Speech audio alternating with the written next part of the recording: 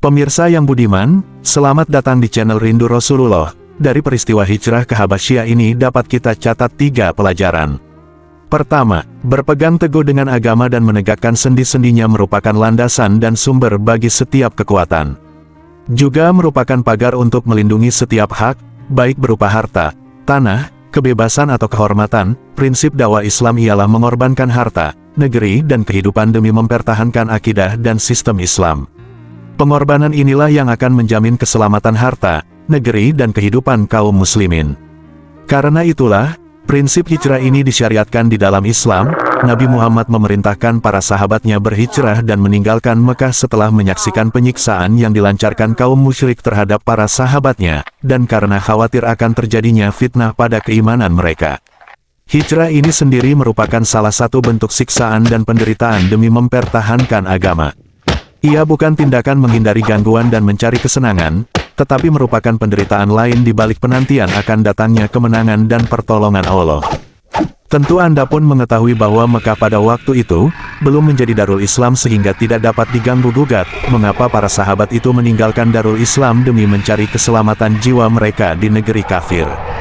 Mekah dan Habasyah juga negeri-negeri lainnya, pada saat itu tidak berbeda kondisinya.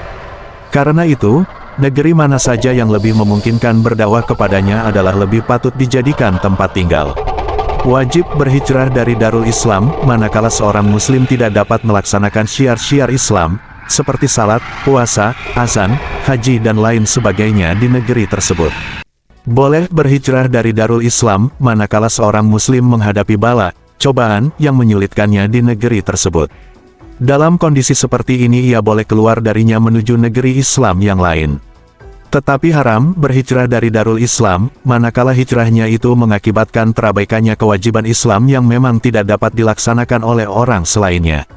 Kedua, menunjukkan adanya titik persamaan antara prinsip Nabi Muhammad dan Bani Isa. Ia seorang yang mukhlis dan jujur dalam kenasraniannya.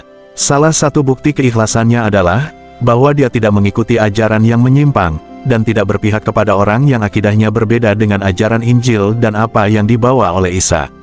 Seandainya kepercayaan, Isa anak Allah, dan Tritunggal, yang didakwakan oleh para pengikut Isa itu benar, niscaya Najasyi, sebagai orang yang paling jujur, dan ikhlas kepada kenasraniannya, akan berpegang teguh kepada kepercayaan tersebut, dan pasti akan menolak penjelasan kaum muslimin serta membela kaum Quraisy. Tetapi ternyata Najasyi berkomentar tentang pandangan Al-Quran terhadap kehidupan Isa, yang dibacakan oleh Ja'far dengan ucapannya, "Apa yang engkau baca dan apa yang dibawa oleh Isa sesungguhnya keluar dari pancaran sinar yang satu dan sama." Komentar ini diucapkan oleh Najasyi di hadapan para uskup dan tokoh Alkitab yang ada di sekitarnya. Hal ini membuktikan kepada kita bahwa semua nabi membawa akidah yang sama. Perselisihan di antara ahli kitab terjadi sebagaimana dijelaskan Allah, setelah mereka mendapatkan pengetahuan karena kedengkian yang ada pada diri mereka. Ketiga, bila diperlukan, kaum muslimin boleh meminta perlindungan kepada non-muslim, baik dari ahli kitab seperti Najasyi yang pada waktu itu masih Nasrani, tetapi setelah itu masuk Islam, atau dari orang musyrik seperti mereka yang dimintai perlindungan oleh kaum muslimin ketika kembali ke Mekah, antara lain, Abu Talib paman Nabi dan Mutam bin Adi yang dimintai perlindungan oleh Muhammad ketika masuk Mekah sepulangnya dari Taif. Tindakan ini dibenarkan selama perlindungan tersebut tidak membahayakan dakwah Islam, atau mengubah sebagian hukum atau menghalangi nahi munkar. Jika syarat ini tidak dipenuhi, maka seorang muslim tidak dibenarkan meminta perlindungan kepada non-muslim. Sebagai dalil ialah sikap Nabi ketika diminta tidak mengecam Tuhan-Tuhan kaum musyrik, maka ketika itu Nabi menyatakan diri keluar dari perlindungan pamannya dan menolak untuk mendiamkan sesuatu yang harus dijelaskan untuk umat manusia.